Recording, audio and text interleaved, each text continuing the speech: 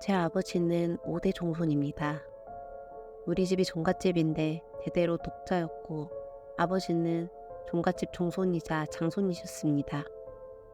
제사 지내는 문제로 이혼도 많고 명절마다 다투는 집이 많다고 들었는데 저희 집은 모두가 반대해서 더는 제사를 지내지 않지만 명절이나 돌아가신 분들의 기일만 되면 아버지는 자신이 다 하지 못한 도리를 언급하시면서 섭잡한 마음으로 술을 드시죠. 아버지는 본인을 낳아준 부모, 예뻐해 주셨던 조부모, 인연이 있었던 증조부모와 고조부모까지의 제사를 지내시다가 더는 제사를 지내지 않으니 조상에 대한 죄스러움을 평생 가지고 사시는 것 같았습니다. 하지만 말없이 아버지의 제사를 도왔던 엄마도 돌아가시고 어떤 가족도 제사에 회의적인 입장인데다가 아버지가 사고로 시력을 잃게 되시면서 아버지 혼자만의 힘으로는 제사 지내는 일이 불가능해지면서 저희 집 제사는 막을 내렸습니다. 그날도 다른 때와 별다를 것 없이 또 명절이 됐습니다. 가족끼리 모여서 얼굴 보고 만났으면 됐지 이미 지내지 않기로 한 제사에 대한 미련은 왜 못 버리시는 거냐고 아버지와 작은 말다툼이 있었습니다. 이사를 하게 될 때도 형편과 상관없이 항상 집의 평수가 커야 했는데 가장 큰 이유는 제사상이 들어갈 수 있는 넓이의 집을 구해야 할 만큼 아버지는 제사에 진심이시고도 집착도 심하셨습니다. 평소 같으면 인간의 도리를 운운하셔야 할 텐데 뜻밖에도 이날은 다른 이야기를 듣게 되었습니다. 아마 아버지께서 이미 얼큰하게 취하셔서 마음속에 묻어놓은 다른 이야기들까지 나오게 된 것이었습니다. TV나 인터넷으로 보는 다른 집의 제사 사진들을 보면 남의 집은 저렇게만 하고 끝내나? 하고 초라하다고 느낄 정도로 어릴 때부터 우리 집의 제사는 상다리가 부러지지 않을까 싶을 만큼 가득가득한 상을 7개나 붙여 차렸습니다. 아버지가 젊으셨을 30대에 들어서기 전까지도 제사는 할머니 댁에서 지냈습니다. 그러다 엄마와 결혼하시고 자식을 낳으면서 가정을 꾸리게 된 아버지가 제사를 물려받게 되었습니다.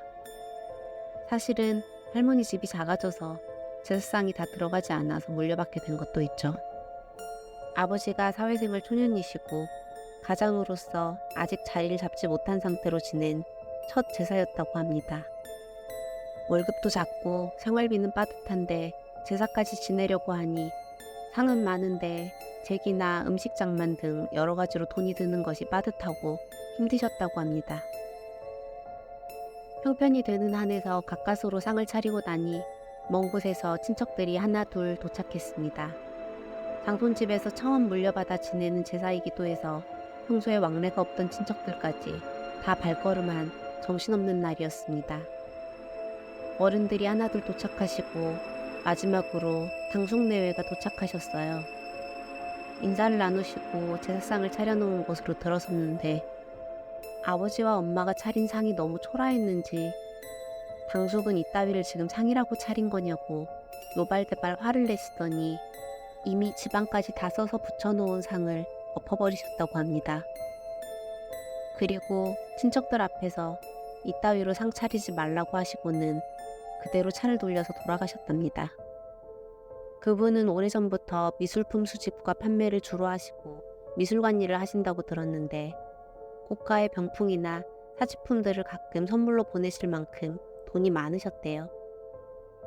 항상 좋은 것만 누리고 좋은 것만 드시면서 사시다가 사회초년생인 아버지와 엄마가 차려놓은 초라한 상이 너무 가난해서 성의가 없는 정도가 아니라 불쾌하다고 느끼셨는지 돈봉투도 같이 던지고 나가버리셨다고요. 그렇게 그날이 지나가나 했는데 그렇게 가신 당숙은 집에 돌아가시는 길에 교통사고가 나서 식물인간이 되셨습니다. 저는 그 당숙 이야기가 왜 나오나 했어요. 그분은 제 머릿속에 항상 식물인간 상태로 누워 계셨기 때문에 병문안을 가서도 누워 계시는 것밖에 본 적이 없었거든요. 저는 그 이야기를 듣고 소름이 돋았습니다. 그리고 아버지께 조심히 여쭤봤어요. 혹시 상을 엎은 것에 돌아가신 분들이 크게 화난 거라고 생각하시냐고. 아버지는 대답하시지는 않았지만 이미 만취한 상태로 손가락에 담배를 꼽은 채로 주무시고 계셔서 더는 묻지 못했습니다.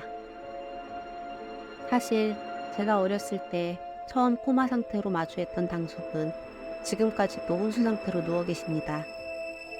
나중에 아버지께 더 구체적으로 듣고 싶어서 사정 이야기를 물어보니 그 뒤로 그 집에서 하는 일마다 안 되고 결국 사업이 망해가다가 당숙모님도 돌아가셨고 가정이 이래저래 파탄냈다고 하셨어요.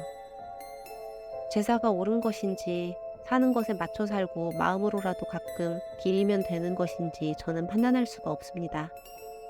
다만 제사상을 없는 행위가 흰머리가 지긋해지신 아버지께는 아직까지 상처가 돼서 더는 불가능해질 때까지 최선을 다해 정성이란 정성은 다해 본인을 낳아준 어머니, 예뻐해 주셨던 할머니, 할아버지와 증조부모, 그리고 아버지가 얼굴도 모르는 고조부모까지 제사를 지내드렸던 아버지를 이제는 조금 이해하게 되었어요.